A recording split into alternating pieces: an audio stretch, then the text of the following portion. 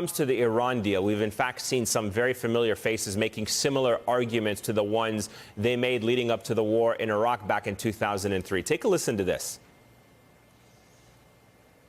I think the unanimous vote by the Security Council demonstrates the overwhelming international opinion that Iraq has to be rid of its weapons of mass destruction. Much now depends on Saddam Hussein. There is no question whatsoever that Saddam is seeking and is working and is advancing towards the development of nuclear weapons. No question whatsoever. Iran lied. Big time.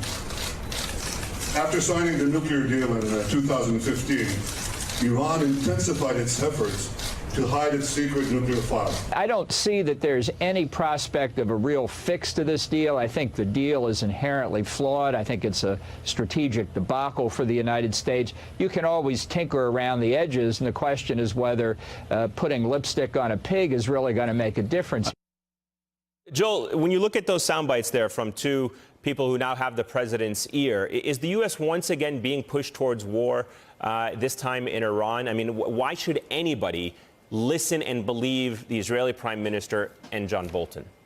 Well, they shouldn't, Eamon. It's like the greatest hits of regime changers, and this is the playbook. And if the United States gets out of the nuclear deal, if we break it, the guardrails are off. There is no next day deal to keep this on track, and we'll have created a nuclear crisis of our own making in the Middle East, right on the eve of North Korea nuclear talks, no less.